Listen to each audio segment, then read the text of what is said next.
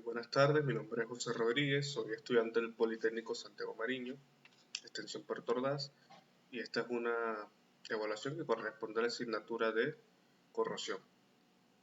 En este caso le voy a estar hablando un poco sobre la corrosión. A manera de introducción, podemos entender que la corrosión es un proceso de degradación o de destrucción de un material metálico, de igual manera que se puede entender como un proceso metalúrgico inverso, esto debido a que el material intenta volver a su estado de menor nivel de energía, es decir, el material está perdiendo energía, está regresando a su estado natural. En tal sentido podemos acotar de que la corrosión, a grosso modo, es cuando un material, en este caso un metal, podemos hablar del mineral de hierro, como en el caso de la imagen, se degrada a tal punto de que quiere volver a su estado original natural. Por ejemplo, esta es una piedra, o mejor dicho, un mineral de hierro, y el hierro se encuentra en la naturaleza como óxido de hierro, en estado de oxidación. Es decir, si tenemos una barra de hierro sin ningún tipo de tratamiento de protección y lo dejamos al medio ambiente, siempre va a tratar de degradarse hasta volver a su estado natural de oxidación. Los materiales que se pueden corroer son los metales, los plásticos, la madera, los materiales pétreos y la cerámica. En algunos casos, por ejemplo, en el plástico, su corrosión es de manera química. En los materiales pétreos, como lo son la piedra, el hormigón, el cemento, el concreto, el granito, ellos sufren de una corrosión por erosión. En el caso de la madera, ella se pudre y pierde sus propiedades físicas y se debilita, y en el caso de la cerámica también sufre un cierto grado de corrosión. Ok, otro aspecto que tenemos que tener claro es la electroquímica, que es el campo que se enfoca en las reacciones redox, en este caso de reducción, que implica la transferencia de electrones entre sustancias, transformando la energía química en eléctrica y viceversa, en la interfaz de un conductor eléctrico y un conductor iónico. En este caso, el conductor eléctrico sería que las dos piezas están conectadas entre sí, y el medio iónico sería el puente salino que hay entre los dos metales. Tenemos un cátodo, que es el área que se reduce, que es el área que gana electrones, y tenemos un ánodo, que es el que se oxida, que es el área donde pierde electrones. Tenemos también el diagrama de Purvite, que nos indica, este diagrama, es que con la relación de potencial y el pH de los metales podemos identificar cuáles son las zonas de inmunidad de los metales para no ser corroídos, para escapar de la corrosión. En este caso, por ejemplo, en el caso del aluminio, vemos esta línea punteada. Si estamos por encima de la línea punteada, estamos en caso de corrosión, porque tiende a la oxidación, y si estamos por debajo de las líneas punteadas, de esta que marca el cero, eh, estamos en fase de reducción. Y al llegar aquí a menos 0,2, bueno, ya no se puede, está vamos a decirlo, en su fase natural, porque ya más del aluminio en sí natural no se puede seguir reduciendo. Entonces, esto nos indica en qué fase debería estar el aluminio para no experimentar lo que sería el fenómeno de la corrosión. Y así con los diversos metales. Ok, tenemos la corrosión uniforme. Es una forma de desgaste metálico homogéneo que afecta uniformemente toda la superficie expuesta del metal debido a las reacciones electroquímicas o químicas. Este es el más común de ver y es el más fácil de identificar, porque es cuando se visualiza que la mayor parte de la superficie metálica de un objeto o elemento se encuentra en estado de oxidación y corrosión. Es decir, no es un punto localizado, sino se extiende a través de toda la pieza. Por eso se le denomina corrosión uniforme.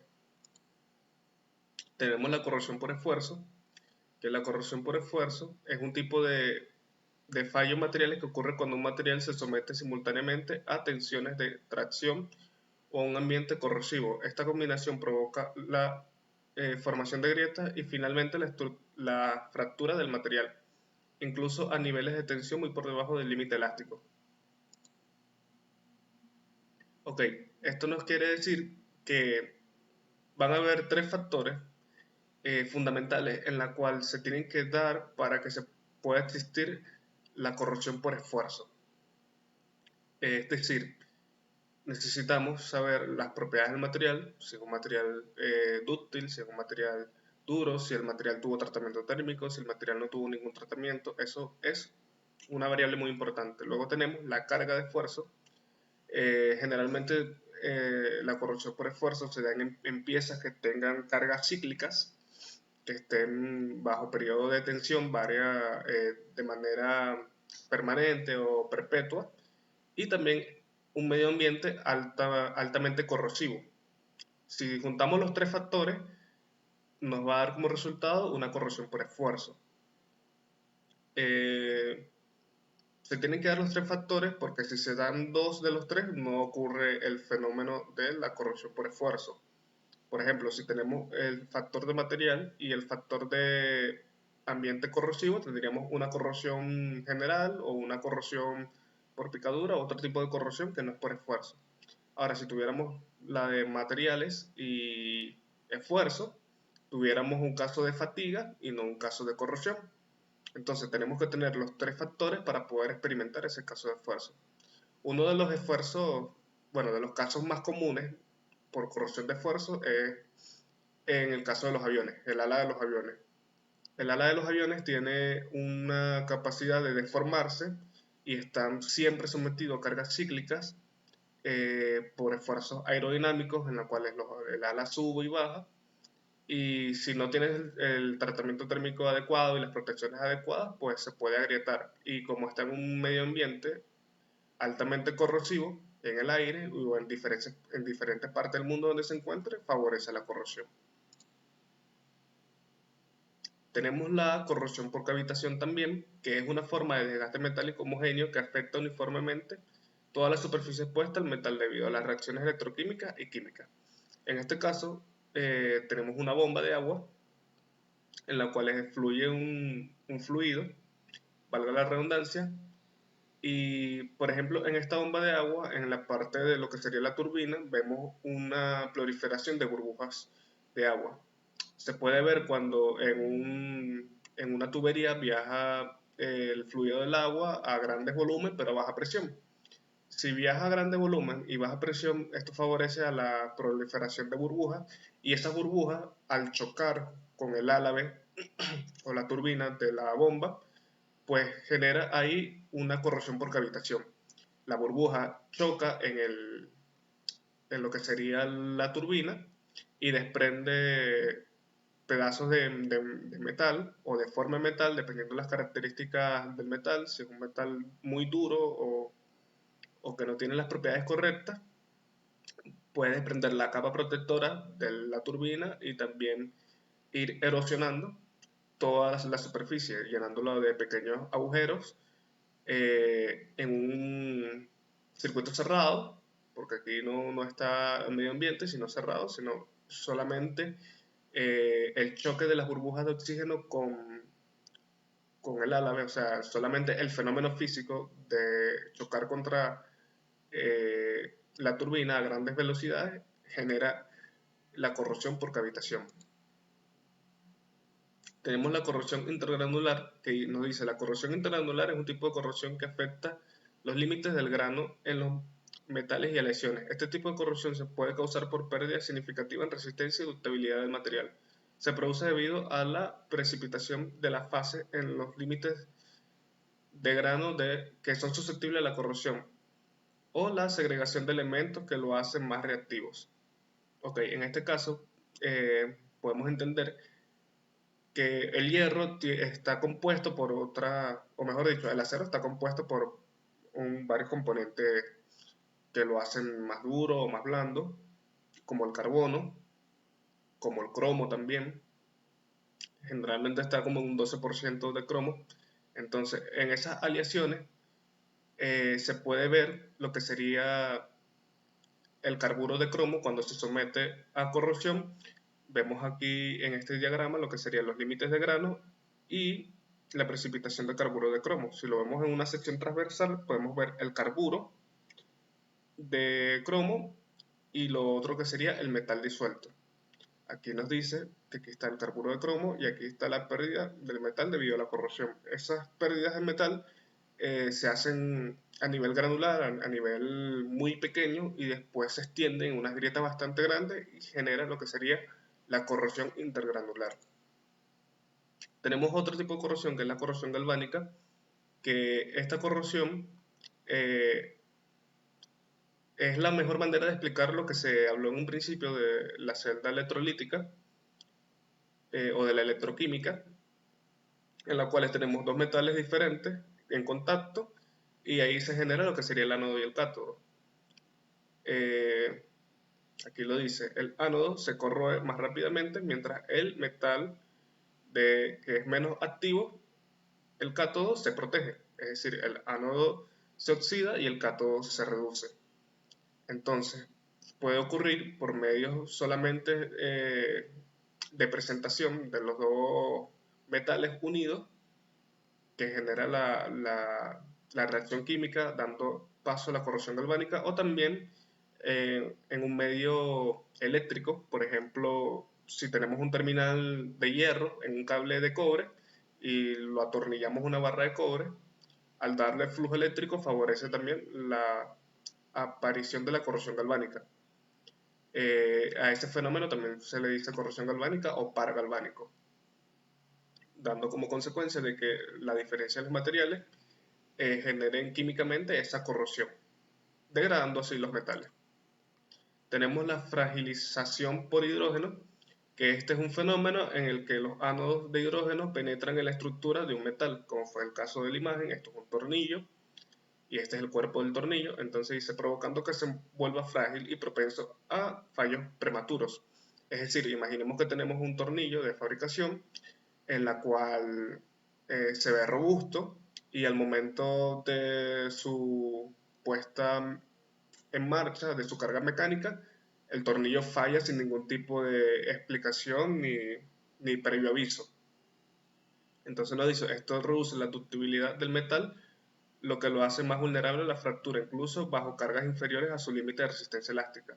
Es decir, que lo hace más blando o más frágil, incluso con una carga menor a la cual fue diseñada para soportar.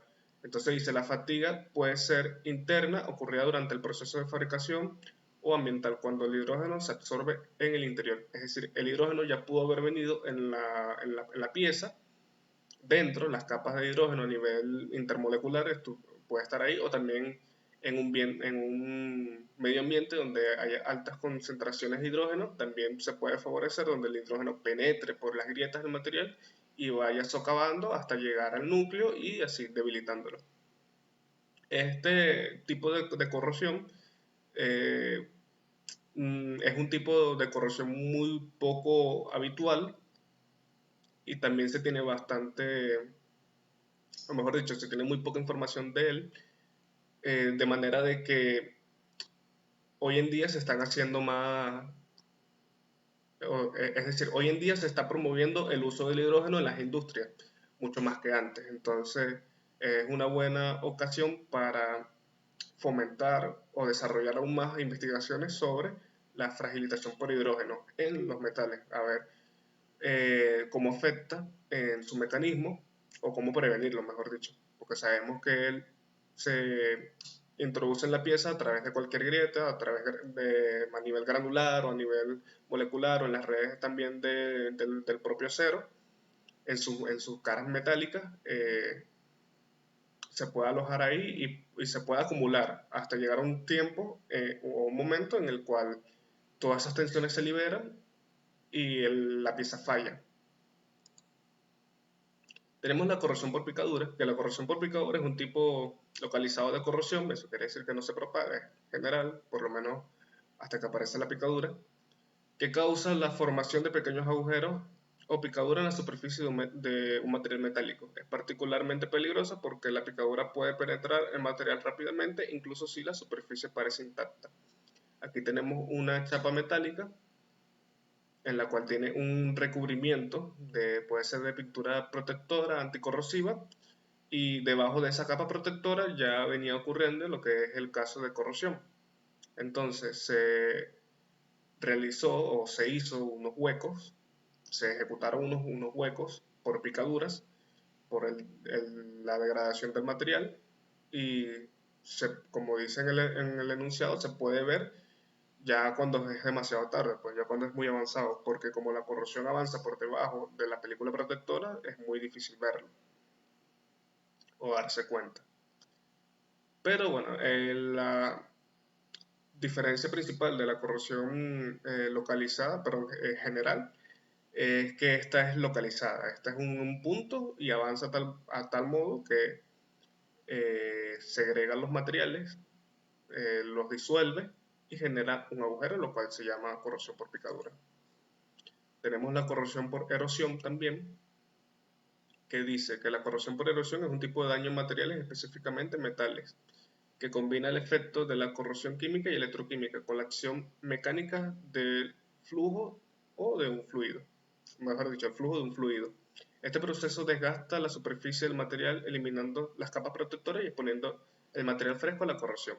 Por ejemplo, aquí tenemos una tubería galvanizada en la cual fluye un fluido, a decir agua, por ejemplo, y la tracción mecánica del fluido y el rozamiento con las paredes fueron socavando lo que sería la película protectora del interior de la tubería y fueron creando agujeros y protuberancias en la cual altera el flujo, ya no sería un flujo laminar, sino un flujo turbulento porque chocaría por toda el cuerpo de la tubería, deformando y desgastando así sus paredes y haciendo una corrosión por erosión.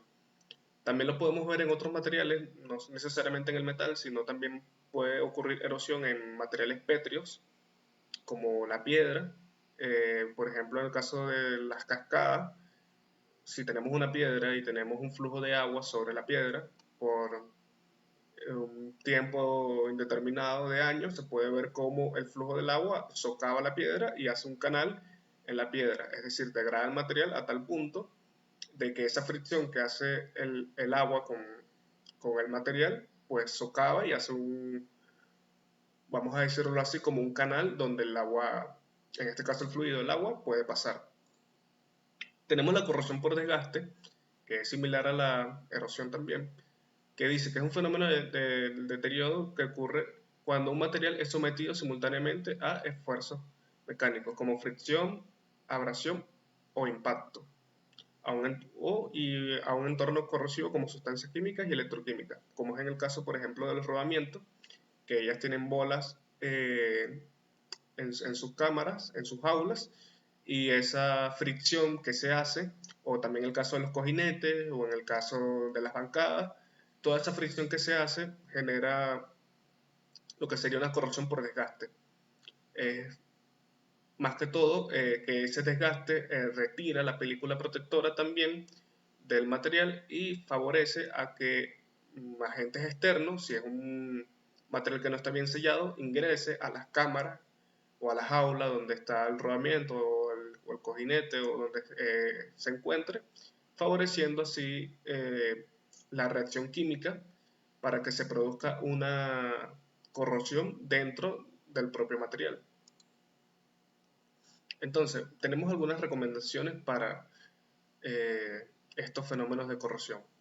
En los materiales debería haber un mantenimiento para prevenir la corrosión. En el caso de los tornillos, los materiales, bueno, limpiarlos, hacer una limpieza si se ven materiales de corrosión, o sea, que son propensos a corrosión, pintarlos, limpiarlos, pintarlos con pintura anticorrosiva, una capa protectora, eliminar toda capa de óxido, porque el óxido siempre avanza a la corrosión, porque no es igual un material que esté oxidado o un material que esté corroído. Un material puede estar oxidado, pero ya cuando avanza, o sea, la fase superior del el óxido es la corrosión, entonces es lo que se quiere evitar. Y para eso hay que eliminar toda capa de óxido para poder aplicar la capa protectora. Tener siempre un mantenimiento rutinario y una inspección diaria, o bueno, cada cada cierto tiempo de todos esos metales que están expuestos al medio ambiente y que son susceptibles a la corrosión. Usar materiales, metales que sean aliados con otras sustancias o otros compuestos para poder conseguir materiales que sean más resistentes al medio ambiente y que aguanten muy bien la corrosión. Y en el caso de la cablería, bueno, hay grasas dieléctricas, hay componentes dieléctricos que los protegen para que no se ocurra, o mejor dicho, para que no ocurra la corrosión galvánica. Y bueno, sin más que decir, gracias por su atención.